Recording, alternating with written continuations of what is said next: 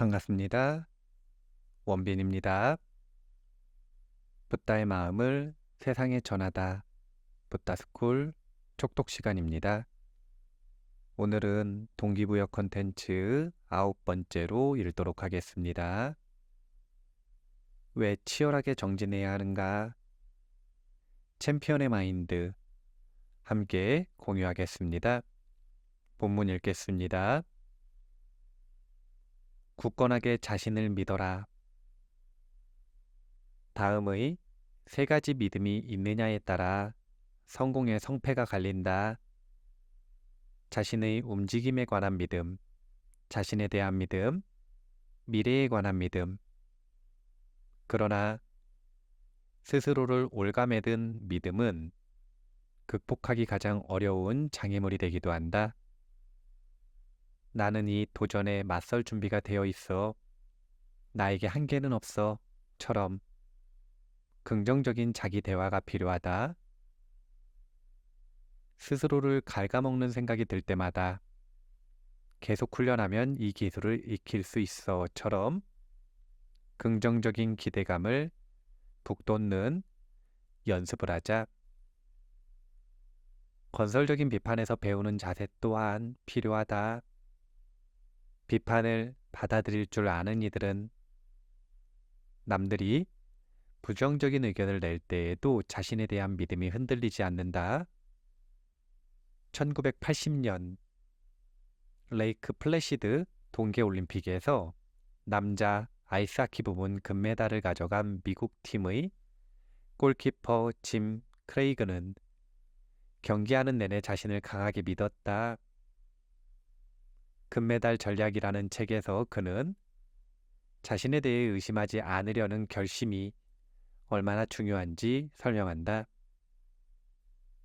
잘못된 의견을 주장하는 전문가는 차고 넘친다는 사실을 명심하라.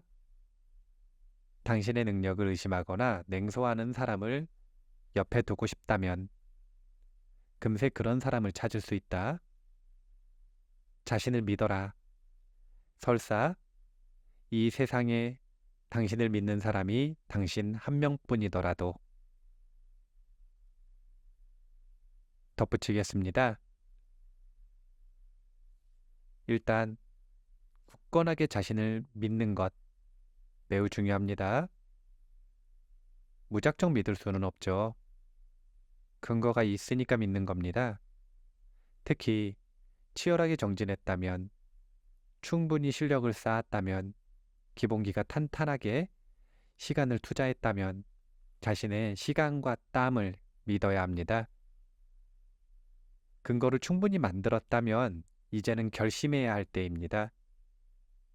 다른 누가 나를 어떻게 평가하더라도 최소한 나는 나를 믿겠다. 최소한 나는 내 편이겠다. 이 마지막 보루가 자기 자신의 실력을 끌어내는 데 있어서 큰 힘이 되는 것입니다. 항상 말합니다. 나를 제일 잘하는 건 납니다. 아무리 다른 사람들이 전문가라고 하더라도 그들이 보지 않는 곳에서 내가 얼마나 잘 사는지, 내가 얼마나 열심히 치열하게 마음 챙김하면서 훈련하고 공부하는지 모릅니다. 아무런 근거 없이 그냥 드러난 현상만 가지고 평가하는 것입니다. 그것도 일면만 보고. 그들의 말을 믿을 이유가 전혀 없습니다. 물론 반대로 신뢰하는 스승이 말한다면 생각해 볼 수 있을 것입니다. 과연 나에게 그러한 면이 있는가? 자기를 되돌아볼 수 있겠죠. 자신에 대한 확고한 믿음을 가지고 있는 사람은 누군가 건설적인 비판을 하거나 자신에 대해 부정적인 발언을 하더라도 당당할 수 있습니다. 자신이 자신을 믿기 때문입니다. 본문 읽겠습니다. 한계를 관리하라. 자신의 강점에 집중하고 한계점이 영향을 미치지 못하게 하라. 영국의 조정 선수 스티브 레드 드레이그 경은 1984년경부터 2000년까지 무려 5번의 올림픽에서 금메달을 땄다. 1997년에 당뇨병을 진단받고 그는 이렇게 말했다. 당뇨는 내게 맞춰 살아야 할 겁니다. 내가 그에 맞춰 사는 게 아니죠. 레드그레이브는 식습관을 관리하면서도 올림픽을 준비하기 위해 끊임없이 노력했다. 한계나 제약이 자신의 야망에 미치는 영향을 제한하려고 노력하라. 진정한 챔피언은 어떤 상황에서도 최선을 다하는 사람이다. 덧붙이겠습니다. 마인드셋이라고 하는 것에서 중요한 요소 중에 하나가 윗단, 한계입니다. 사람들은 은연중에 또는 대놓고 또는 무의식적으로 자신의 한계를 설정합니다. 어느 순간이 오면 마음속에서 이런 생각이 듭니다. 난 여기까지야. 난 더 이상 못해. 난 더 이상 발전 못해. 그 모든 생각을 설득해서 초월해야 챔피언이 되는 것입니다. 우리는 자신의 한계를, 자신의 세계를 끊임없이 확장시킬 필요가 있습니다. 챔피언이 아니더라도 수행자는 끊임없이 자신의 마음의 한계를 뛰어넘어 광대심에 가까워져야 합니다. 이것이 보리심의 완성입니다. 꼭 챔피언이 아니더라도 수행할 때도 이 작업은 끊임없이 이루어져야 합니다. 한계를 확장하라. 본문 읽겠습니다. 경기 중에 실수를 곱씹지 마라. 경기 중에 실수는 재빨리 잊어라. 상대방과 계속 공격과 방어를 주고받는 시합, 예를 들어 권투나 농구에서는 특히 중요하다. 계속 실수를 곱씹다 보면 또 다른 실수가 나오고 설상가상으로 훨씬 치명적인 실수를 하게 된다. 과거는 잊고 앞으로 나아가라. 챔피언답게 성적을 내려면 링 위에서나 코트 위에서 바로 직전의 실수를 곱씹는 일은 피해야 한다. 스키에서도 마찬가지다.